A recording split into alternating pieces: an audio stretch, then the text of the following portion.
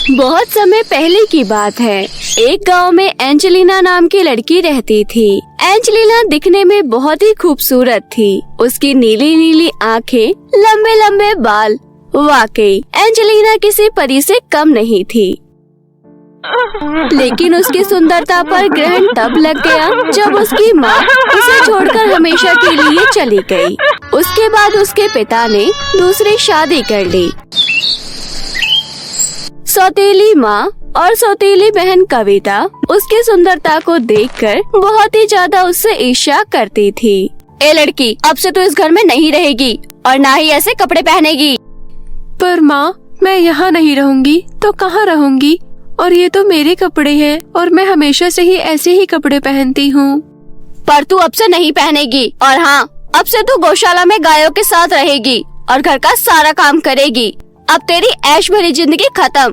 अब से सिर्फ तू एक नौकरानी है, नौकरानी। तो खुद को राजकुमारी समझने की कोशिश मत करना, समझ गई? ठीक है माँ। एंजेलिना अपने कपड़े उतारकर फटे पुराने कपड़ों को पहनकर गायों के साथ गौशाला में रहने चली गई। एंजेलिना की सौतेली माँ और बहन कविता उस पर खूब अत्याचार करती रहती थी और उससे घर का सारा काम करवाती थी और रात में उसे गौशाला में बंद कर देती थी। लड़की, तू ये कैसे पोछा लगा रही है? ध्यान कहाँ है तेरा? कितनी मिट्टी है, यहाँ दोबारा पोछा लगा। चल जल्दी कर। ठीक है, लगाती हूँ। उन लोगों के अत्याचार की वजह से एंजेलिना बहुत दुखी रहने लगी। लेकिन गौशाला में एंजेलिना गाय से और चूहों से बहुत अच्छी दोस्ती कर लेती है। वो उनसे खूब बातें किया करती, उनके साथ खुशी से रहने लगी। ऐसे ही दिन बीत रहे थे। तभी एक दिन राज्य में राजकुमार के द्वारा एक घोषणा करवाई गई। सुनो सुनो सुनो, गांव की सभी लड़कियां ध्यान से सुनो। अगले हफ्ते महल में सभा का आयोजन किया गया है। शादी के लिए सभी लड़कियों को महल में आमंत्रित किया गया है। सभी लड़कियों को सभा में आना है। कविता ये बात सुनकर भागते हुई अपने माँ के पास गई। उसने जब ये बात अपनी माँ को बताई तो उसकी माँ बोली, तुम चिंता मत करो बेटी, सभा में तुम ही सबसे ज्यादा सुंदर लगोगी। अब चलो, तुम्हारे लिए लहंगे और सुंदर सैंडल भी तो लानी है। हाँ चलो जल्दी, फिर पार्लर भी तो जाना है। एंजेलिना गेट पर बहुत उदास होकर ये बातें सुन रही थी। कविता उस सभा में जाने के लिए कई दिनों पहले से ही तैयारियां कर रही थी। कविता उस लहंगे को हर रोज पहनकर शीशे के सामने खड़ी होकर बोलती थी, सभा में तो मैं ही सबसे ज्यादा सुंदर लगूंगी। राजकुमार मुझे ही पसंद करेंगे। और आखिरकार वो दिन आ ही गया।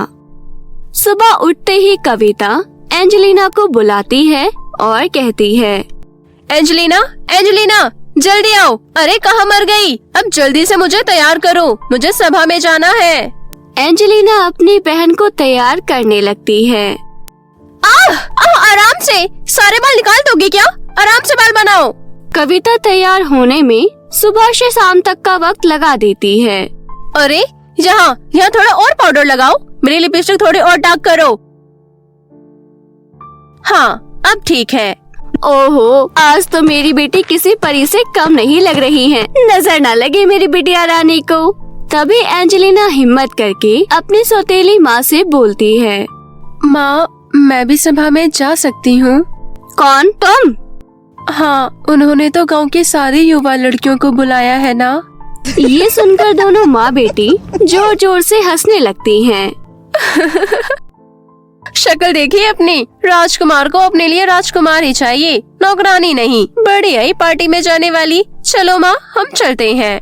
ठीक है, चलो चलो चलो, कहीं देर ना हो जाए। और तुम याद रखना, सोने से पहले सारा काम हो जाना चाहिए। उनके चले जाने के बाद एंजेलिना घर में अकेली रह जाती है। वो अकेले घर में जोर जोर से रोने लगती है। आखिरकार सभा में मैं क्यों नहीं जा सकती? अगर आज मेरे माँ बाप जिंदा होते तो मेरे साथ ये सब नहीं होता। तभी अचानक से कमरे में एक उज्जवल प्रकाश हुआ। एंजेलिना एक टक लगाकर उस प्रकाश को देखे जा रही थी। तभी वो प्रकाश एक खूबसूरत परी में बदल गया। प्यारी एंजेलिना, रो मत, तुम भी उस सभा में जरूर जाओगी। क्या? सच में? पर मैं कैसे जा सकती हूँ? मेरी हालत तो देखो। तुम चिंता मत करो, मैं हूँ ना। इतना बोलकर परी अपनी जादुई छड़ी घुमाती है और एंजेलिना को एक खूबसूरत राजकुमारी में बदल देती है। एंजेलिना ने बहुत ही खूबसूरत लहंगा पहन रखा होता है और उसके पैरों में बहुत ही प्यारी सैंडल भी थी। एंजेलिना, एक बात का ध्यान रखना, तुम 12 बजे तक ही इस रूप में हो। 12 बजे के बाद तुम अपने फिर से पहले वाले रूप में ही आ जाओगी।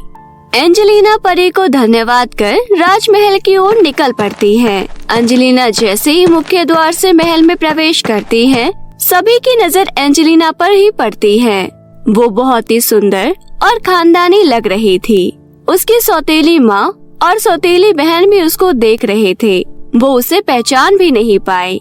एंजेलिना सच में आज सभा में उपस्थित सभी लड़कियों में सबसे ज्यादा सुंदर लग रही थी। तभी अचानक राजकुमार की नजर एंजेलिना पर गई। राजकुमार को एंजेलिना पहली नजर में ही पसंद आ गई और वो उसके पास जाकर बोले, हे सुंदर युवती, क्या तुम मेरे साथ डांस करना पसंद करोगी? क्यों नहीं राजकुमार। और उसके बाद दोनों साथ में नृत्य करने लगते हैं। तभी एंजेलिना की नजर सामने दीवार पर टंगी घड़ी की सुई पर पड़ी। हे भगवान, परी ने कहा था 12 बजते ही मैं फिर से वही पुराने फटे कपड़ों में आ जाऊंगी। 12 बजने में बस कुछ ही मिनट बाकी थे। तभी एंजेलिना वहाँ से एकदम बाहर भागने लगी। अरे अरे, क्या हुआ? सुंदरी, रुको तो। लेकिन एंजेलिना राजकुमार की नहीं सुनती और घर की तरफ भागने लगती है। तभी उसकी एक सैंडल गलती से भागते वक्त महल में ही छूट जाती है। घर आकर एंजेलिना राजकुमार के ही बारे में सोच रही होती है। क्या मैं दोबारा राजकुमार से मिल पाऊंगी या नहीं? तभी गौशाला की गाय बोलती है, जरूर एंजेलिना, राजकुमार आपको ढूंढते हुए यहाँ जरूर आएंगे। और आखिरकार ऐसा ही होता है। राजकुमार अपने सैनिकों को पूरे राज्य में लगा देते हैं कि वो पता करें कि ये सैंडल किस लड़की की है। सैनिक सैंडल को लेकर एंजेलिना के घर पर आते हैं। आइए आइए, ये सैंडल तो मेरी बेटी कविता की है। सैनिक वो सैंडल कविता को पहनने के लिए देते हैं। वो सैंडल उसके पैर में बिल्कुल भी नहीं आती। फिर भी कविता बोलती है, देखिए, ये सैंडल तो मेरे पैरों में आ गया। ये तो मेरी ही है। झूठ की भी हद होती है। ये आपके पैर में बिल्कुल भी नहीं आई है। इतना बोलकर सैनिक वहाँ से जाने लगते हैं। तभी उसकी नजर एंजेलिना पर पड़ जाती है। ये लड़की, तुम कौन हो? तुम ये सैंडल पहन कर दिखाओ। अरे, उस नौकरानी को कहाँ ये सैंडल आएगी? तुम चुप करो। ये राजकुमार का आदेश है कि सभी लड़कियों को सैंडल पहनाकर चेक किया जाए। एंजेलिना जैसे ही सैंडल अपने पैरों में पहनती है, उसको वह सैंडल फिट आ जाती है। ये लड़की, क्या यह तुम्हारी सैंडल है? जी, ये सैंडल मेरा है। फिर सिपाही एंजेलिना को अपने साथ महल लेकर आते हैं। एंजेलिना को देखकर राजकुमार कहता है, आखिरकार मैंने तुम्हें ढूंढ ही लिया। तुम मुझे सभा में सबसे सुंदर कन्या लगी। क्या तुम मुझसे शादी करोगी? एंजेलिना मुस्कुराते हुए हाँ कर देती है और फिर दोनों शादी कर लेते हैं और खुशी खुशी रहने लगते हैं।